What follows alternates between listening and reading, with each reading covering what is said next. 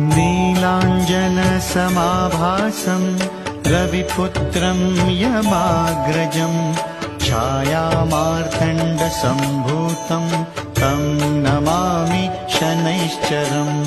नीलाञ्जनसमाभासं रविपुत्रं यमाग्रजं छायामार्तण्डसम्भूतं तं नमामि शनैश्चरम्।